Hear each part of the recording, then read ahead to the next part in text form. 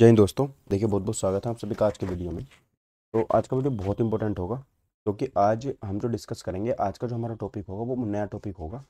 ठीक है, नया टॉपिक होगा और उस नए टॉपिक में मैं जो डिस्कस करूंगा ना, वो जो हम यहाँ पे डिस्कस करेंगे वो डिस्कस करेंगे यहाँ पे यूनिट सॉरी मोशन। ठीक है, गति। तो कल मैंने आपको कंप्लीट करा दिया था। मैंने कल आपको कब कंप्लीट क्या कराया था?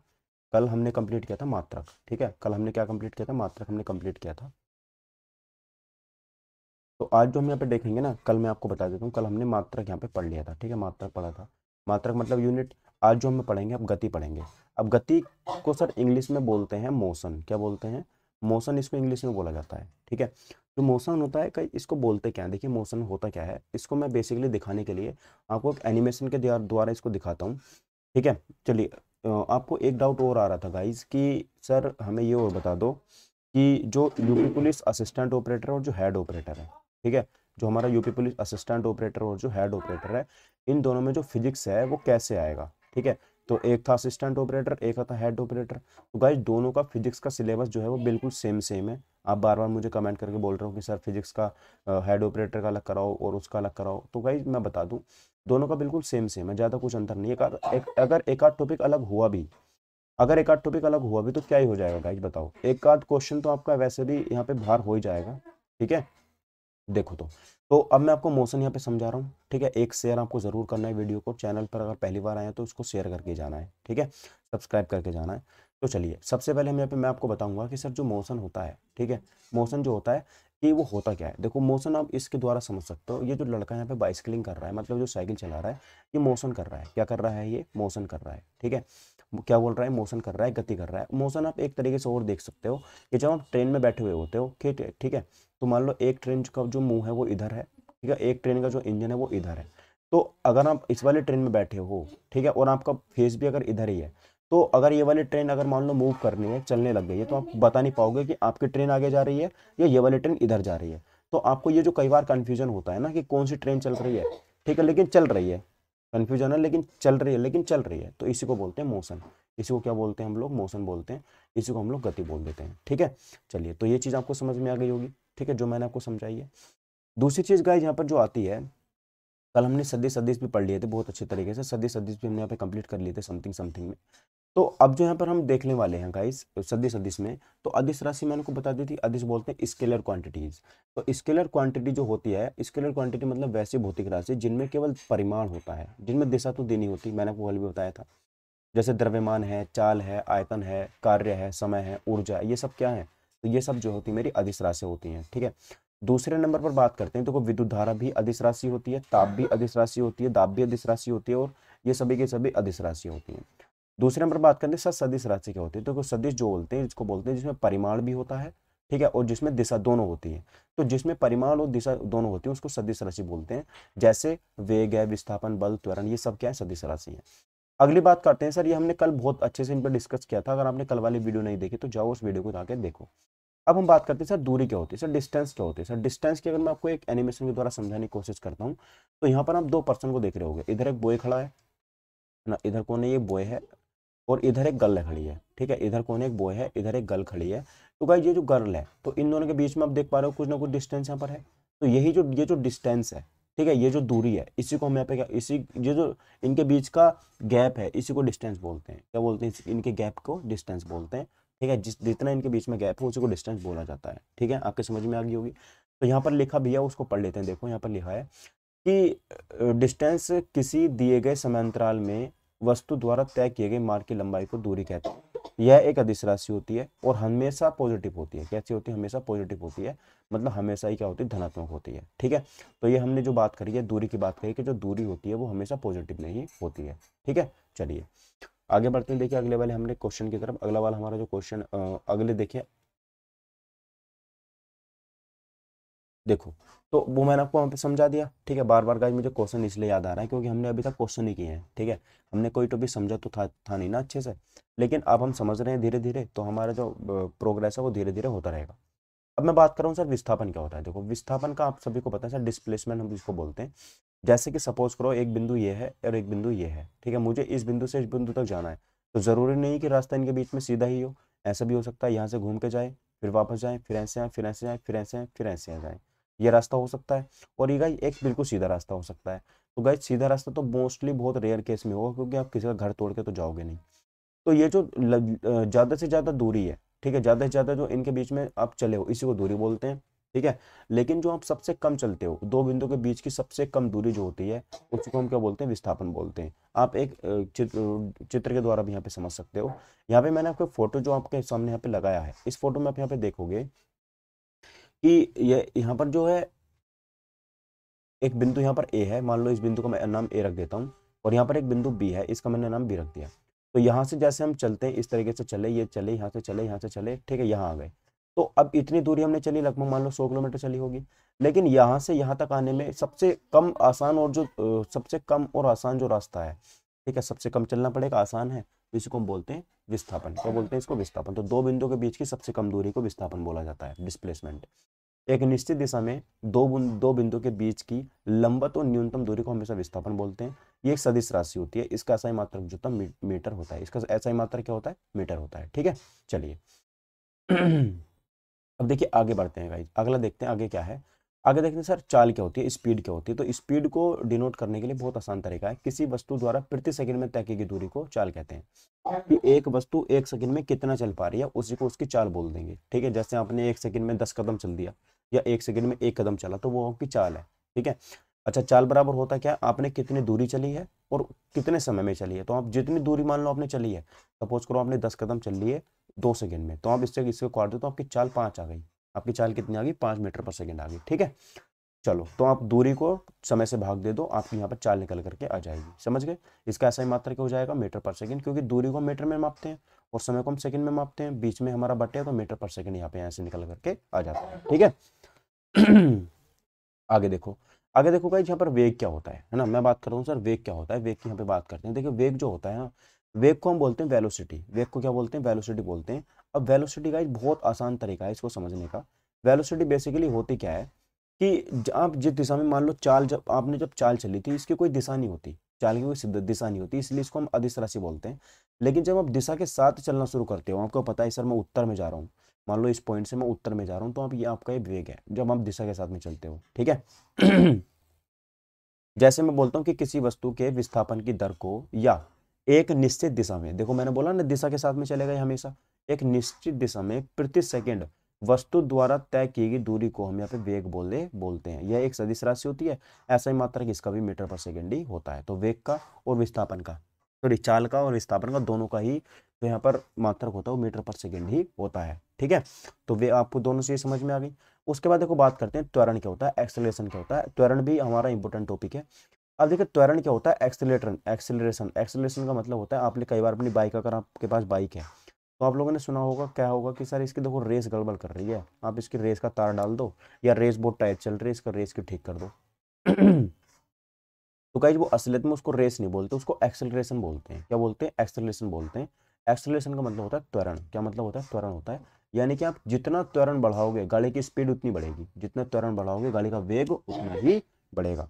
तो इसमें क्या लिखा है कि सर वेग, वस्तु के वेग में परिवर्तन की दर, मान लो कोई वस्तु है, उसकी चाल पहले 20 मीटर पर सेकंड थी, आपने उसमें ब्रेक लगाया तो उसकी चाल 10 हो गई, तो यहाँ पर परिवर्तन आया ना, यहाँ पर उसकी चाल 10 घट गई। तो इसकी वेग में परिवर्तन की दर, जो वेग में परिवर्तन की जो दर होती है उसी को त्वरण बोलते हैं, कि वेग में परिवर्तन एक्चुअल में कितना आया, वास्तव में कितना आया, ठीक है। और मैंने बोला वेग हमेशा दिशा के साथ होता है, और जो चीज दिशा के साथ होती है वो क्या होती है? हमेशा सदिश राशि होती है। इसका सही मात्रक मीटर पर सेकंड स्क्वायर होता है, मीटर पर सेकंड स्क्वायर होता है। यदि समय के साथ वस्तु का वेग घटता है तो त्वरण ऋणात्मक हो जाता है, ठीक है। यानी कि समय के साथ में अगर वस्तु का वेग घटता है, तो यहाँ पर जैसे घटा था, तो यहाँ पर समय भी घटा होगा, ठीक है। तो अब देखो यहाँ पर क्या होता है, वेग घटता है तो इसे बोलते हैं मंदन, इसको क्या बोलते हैं? मंदन बोलते हैं। जब जब त्वरण घटेगा, जब जब क्या होगा? मंदन होगा, ठीक है। चलिए आगे बढ़ते हैं। देखिए आगे बढ़ते हैं गाइस, देखिए यहाँ पर मैं आपको ये चीज़ें समझाने की कोशिश कर रहा था, ये आगे खुल के आया नहीं। तो मैंने आपको वेग और जो मेरे यहाँ पर वेल एक्सेलरेशन, दोनों मैंने आपको समझाने की कोशिश की है।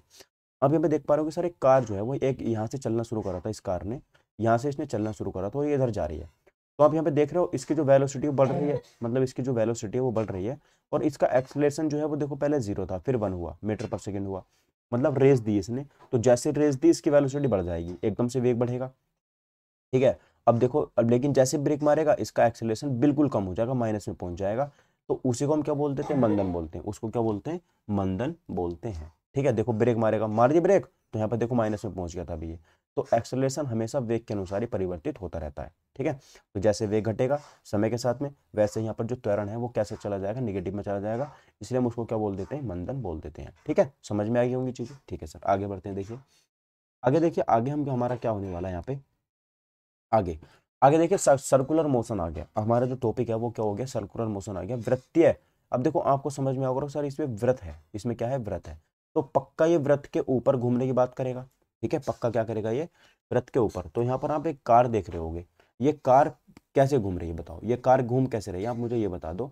आप कहोगे सर ये कार तो गोल गोल घूमे चली जा रही है। आप बोलोगे सर कार कैसे घूम रही है, गोल घूम रही है। इसी गोल को हम बोलते हैं वृत्तीय पथ। इसको गोल को हम क्या बोलते हैं, इसको गोल को बोलते हैं वृत्तीय पथ। ठीक है, तो ये आप याद रखिए, वृत्तीय पथ इसको बोला जाता है, जो एक कार गोल गोल यहाँ पर घूम रही है। ठीक है, वृत्तीय पथ हो रहा है, इसको बोलते हैं सर्कुलर मोशन। क्या बोलते हैं इसको, सर्कुलर मोशन बोलते हैं। देखो ध्यान से, जब कोई वस्तु, ठीक है, यहाँ पर क्या देखेंगे कि जब कोई वस्तु है किसी वृत्ताकार मार्ग पर गति करती है, ठीक है, तो उसकी गति को वृत्तीय गति कहते हैं। जब कोई वस्तु है जो अगर वो वृत्तीय मार्ग पर गति कर रही है तो उसे हम क्या बोलते हैं, वृत्तीय मार्ग बोलते हैं।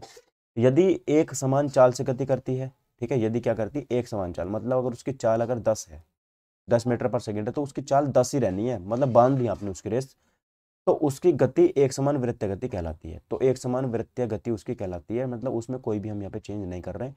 अगर आपने चाल बढ़ाएगी तो वहाँ पर सब कुछ बदल जाएगा फिर, लेकिन आपने यहाँ पर जो इसकी चाल है वो फिक्स कर दी। ठीक है, वृत्तीय गति एक त्वरित गति होती है क्योंकि वेग की दिशा प्रत्येक बिंदु पर बदल जाती है। ठीक है, वेग की दिशा, अब वेग की दिशा कैसे बदलेगी, अगर यहाँ चल रही है तो ये ईस्ट में है, इधर आ रही है तो नॉर्थ में है, इधर आ रही है तो यहाँ पर ये वेस्ट में है, नीचे जा रही है तो ये साउथ में है। ऐसे देख पा रहे हो ना, तो हर समय इसकी जो है दिशा कार की बदलती जा रही है। तो इसलिए इसमें जब दिशा बदलेगी तो वेग बदलेगा। ठीक है, ऐसा देख रहे हो नहीं आप, तो इसलिए इसको त्वरित गति बोलते हैं। इसको क्या बोलते हैं, त्वरित गति बोल देते हैं। ठीक है, वृत्तीय पथ पर घूमने की जो गति होती है, समझ गए आप लोग। ठीक है, आगे देखिए, अगर मैं बात करता हूँ तो आगे मेरे यहाँ पर आ जाती है कोणीय वेग जो होता है, हमने यानी कि जिसको बोलते हैं एंगुलर वेलोसिटी क्या होती है। ठीक है, एंगुलर वेलोसिटी क्या होती है उसको यहाँ पे एक बार आप लोग देखेंगे। एंगुलर वेलोसिटी, देखिए एंगुलर वेलोसिटी क्या होती है, बेसिकली बहुत सिंपल है एंगुलर वेलोसिटी में इसमें कुछ रॉकेट साइंस जैसा नहीं है। आप यहाँ पे क्या देख रहे होगे कि वृत्ताकार मार्ग पर गतिशील, मतलब कोई भी वृत्ताकार मार्ग है उस पर गति करते हुए कण को वृत्त के केंद्र से मिलाने पर, ठीक है, वृत्त के केंद्र से मिलाने पर मिलने वाली रेखा एक सेकंड में जितने कोण से घूम जाती है उसे उस कोण का कोणीय वेग कहते हैं। देख रहे हो, जैसे मान लो यहाँ पर कोई वस्तु थी, यहाँ पे, यहाँ से उसने चलना शुरू करा, मैंने इसको यहाँ से मिला दिया, तो देखो अभी दोबारा से चलना शुरू, यहाँ पर देखो कोण बढ़ता ही जा रहा है, ये वाला जो कोण है ये बढ़ता ही जा रहा है। तो ये कोण पूरा का पूरा 360 डिग्री हो जाएगा। कितना हो जाएगा, 360 डिग्री हो जाएगा। ठीक है, तो इसी कोण को हम क्या बोलते थे, एंगुलर जो वेलोसिटी होती है इसको बोलते थे। ये कोण क्या हो जाएगा, बढ़ता चला जाएगा, घटता चला जाएगा। ठीक है, जैसे जैसे आप इसमें बढ़ोगे, देखो अब बिल्कुल जीरो से शुरू होगा, ये होगा नहीं। तो अब जो ये वाला बाहर वाला रास्ता, इसको बोलते हैं रेखीय चाल। ध्यान से देखो, ये होती है रेखीय चाल। ठीक है, क्या बोलती है, रेखीय चाल। लेकिन जो अंदर वाला जो कोण चल रहा है ना, इसको बोलते हैं कोणीय चाल। इसको क्या बोलते हैं, कोणीय चाल बोलते हैं, कोणीय वेग बोलते हैं। ठीक है, ये बात आपको यहाँ पे याद रखनी है, समझ गए। अच्छा, इसको हम प्राय ओमेगा से डिनोट करते हैं, जो ओमेगा से प्रकट किया जाता है, जो कोणीय वेग होता है अंदर वाला जो है, अंदर वाला जो बन रहा है इसको कोणीय वेग बोलते हैं। ठीक है, अर्थात अगर मैं बात करता हूँ तो W बराबर होगा थीटा अपॉन टी। अब यहाँ पे एक बात बताओ सर, ओमेगा जो है, ठीक है, जो ओमेगा है, अब ओमेगा यहाँ पर कितने डिग्री का कोण बना सकती है, सर आप कहोगे तो 360 पूरा कवर कर रही है। देखो पूरा कवर कर रही है नहीं, देखो अगर यहाँ से चलना शुरू करो तो वापस नहीं आओगे, तो ये कितना होता है, 360 ही तो होता है।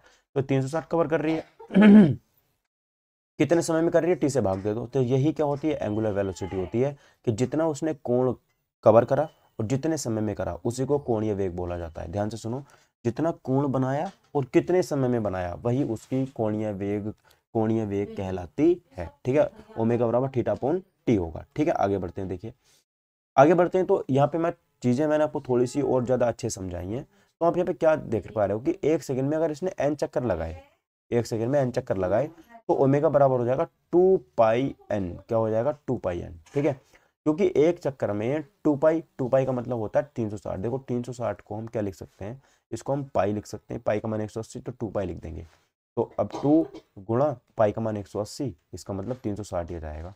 आ जाएगा नहीं आ जाएगा? ठीक है सर, आ जाएगा। तो इसलिए मैं इसको 2 ओमेगा बराबर 2 पाई लिख सकता हूँ। 2 पाई एन, एन का मतलब होता है नंबर ऑफ चक्कर, नंबर ऑफ राउंड, कितने राउंड उसने लगाए। अब यदि वृत्ताकार मार्ग की त्रिज्या r है, तो मैंने ये वाली जो त्रिज्या वो r ले ली, ठीक है, और कण 1 सेकंड में n चक्कर लगाता है, तो उसके द्वारा 1 सेकंड में चलेगी दूरी जो होगी, तो वृत्त की परिधि, इस पूरे के पूरे वृत्त की जो परिधि है वो कितनी होगी, तो वृत्त की परिधि गुणा n, ठीक है, तो वृत्त की परिधि होती क्या, 2 पाई r होती है, और गुणा चक्कर कितने लगा, n लगा देंगे, और उसकी रेखीय चाल, रेखीय चाल मतलब होती है, रेखीय चाल अर्थात होती है v बराबर होता है 2 पाई r n, ठीक है। तो मुझे यहाँ पे क्या पता चलता है सर, कि जो रेखीय चाल होती है वो कोणीय चाल गुणा त्रिज्या कर दो, रेखीय चाल में क्या कर दो, कोणीय चाल गुणा त्रिज्या कर दो। तो अगर मुझे, जो मैंने बताया था आपको पिछले वाले चित्र में, ये जो बाहर वाली हमेशा होती है रेखीय चाल होती है, ये कौन सी होती है, ये होती है रेखीय चाल, और ये वाली जो होती है ये होती है कोणीय चाल, ठीक है, जो थीटा ये कोणीय चाल है, ये इसकी त्रिज्या है, तो रेखीय चाल कोणीय चाल गुणा त्रिज्या, कोणीय चाल गुणा त्रिज्या कर देंगे, तो यहाँ पर लिखा भी रेखीय चाल बराबर कोणीय चाल गुणा त्रिज्या, ठीक है। तो ओमेगा बराबर 2 पाई n, ये आपको यहाँ पे याद रखनी है, ठीक है। समझ में आई या चीजें नहीं आई, बताइए, समझ में आई हो तो प्लीज यार लाइक वाइक कर दो, ठीक है। तो मुझे समझ में आ कि रेखीय चाल क्या होती है, रेखीय चाल जो बाहर चली जाती है, कोणीय चाल जो थीटा वाली है, और n चक्कर इसने जितने लगाए हैं, ठीक है। चलो आगे बढ़ते हैं। अब देखो यहाँ पर गाइज, अब जो है ये मेरा चीजें समझ में आ गई, तो यहाँ से मैं क्या बताता हूँ, अब न्यूटन के नियम आ जाते हैं, क्या जाते हैं, न्यूटन के नियम, कि न्यूटन ने कौन कौन से यहाँ पर नियम हमें दिए थे, न्यूटन्स लॉ यहाँ पर आ जाते हैं, ठीक है। अब न्यूटन ने 3 नियम दिए थे, आप सभी को पता है, इसकी बुक थी जिसका नाम था प्रिंसिपिया, क्या नाम था उसका बुक का, प्रिंसिपिया, उस बुक का नाम था, ठीक है, उस बुक का नाम क्या था, प्रिंसिपिया, उस बुक का नाम था, ठीक है। तो वो जो बुक थी प्रिंसिपिया, उस बुक की यहाँ पे मैं बात कर रहा हूँ,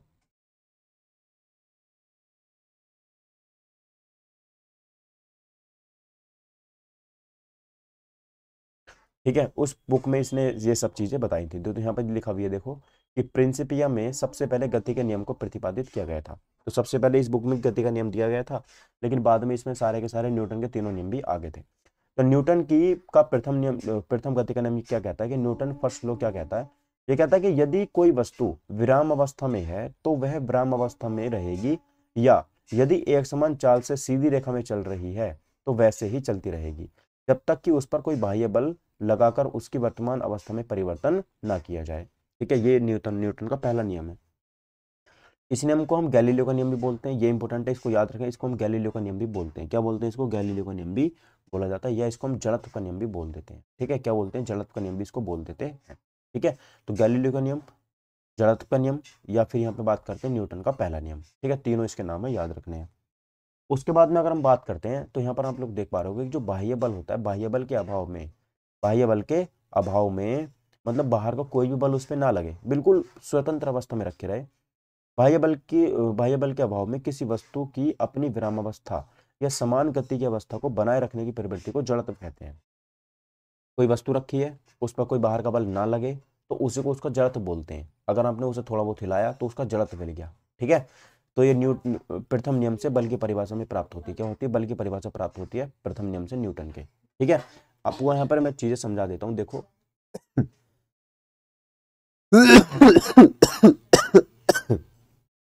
देखो गाइस, यहाँ पे हम लोग क्या देख पा रहे होंगे कि ये इसका जड़त्व यहाँ पर सेट, ये जो यहाँ पर मूव कर रहा है, ठीक है, इसका जो जड़त्व है बिल्कुल सेट हो चुका है, यहाँ पर जो इसका जड़त्व बिल्कुल क्या है, सेट है, लेकिन जैसे इसके जड़त्व को रोकने की कोशिश की, यहाँ पे बीच में पत्थर आया तो ये धड़ाम से नीचे गिर गया, गिरा कि नहीं गिरा।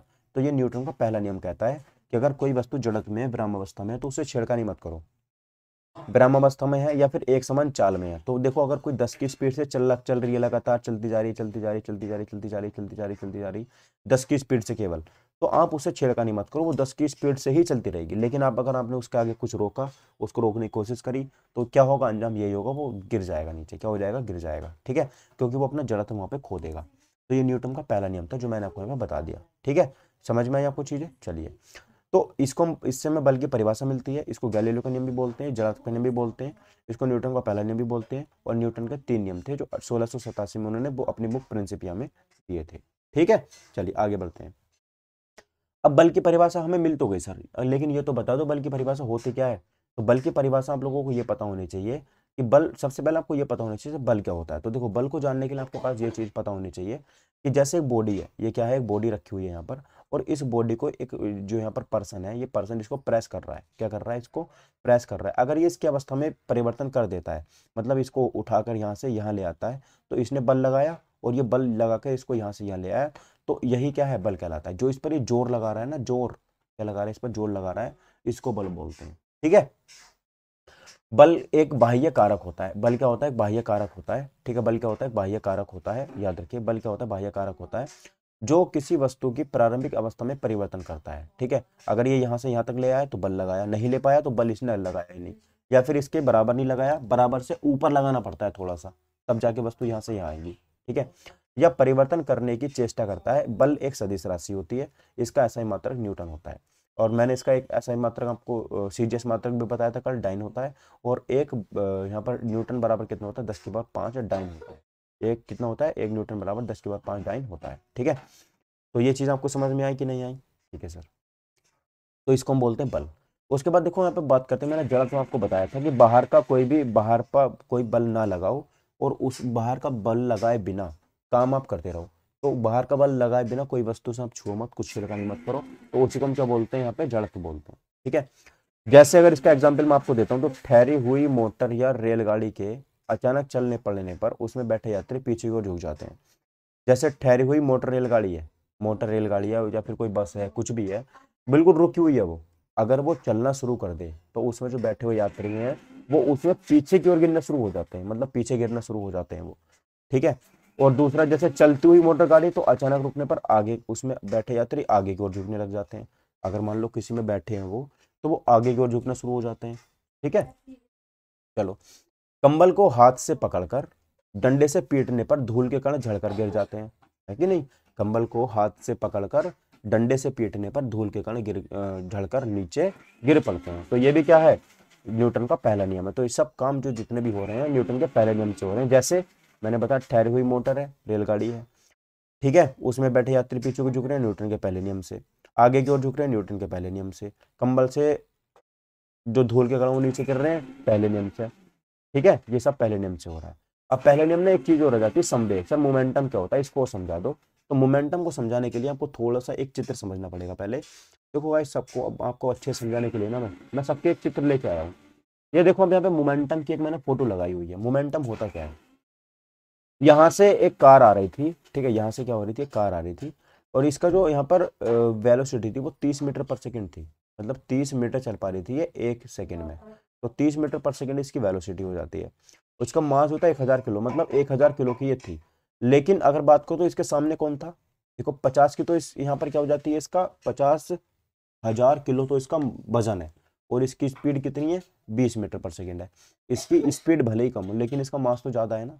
ठीक है। तो इसको कौन कौन इसको किसको विस्थापित कर देगा? तो कार जो है वो इसके ऊपर चढ़ जाएगी, मतलब एक्सीडेंट कार को होगा, कार को ही नुकसान पहुंचेगा, क्योंकि इसका मास ज्यादा है। मास ज्यादा होता है तो इसका मतलब पी भी यहाँ पे क्या होता है? ज्यादा होता है। ठीक है। अगर देखो यहाँ पे मैं बात करता हूँ तो संवेग क्या होता है, देखो मोमेंटम की बात करते हैं, किसी व्यक्ति के द्रव्यमान तथा वेग के गुणनफल को उस वस्तु का संवेग कहते हैं। अर्थात संवेग बराबर क्या होगा? वेग गुणा द्रव्यमान यहाँ पे होता है। ये एक सदिश राशि होती है, और इसका जो ऐसा ही मात्रक होता है मीटर, किलोग्राम मीटर पर सेकेंड होता है। किलोग्राम मीटर पर सेकेंड होता है जो इसका संवेग का मात्रक, संवेग की जो यूनिट होती है। ठीक है। समझ में आ गई आपकी चीजें? चलिए आगे बढ़ते हैं। अब देखो न्यूटन का सेकेंड नियम पढ़ते हैं। न्यूटन का जो सेकेंड नियम है वो क्या कहता है?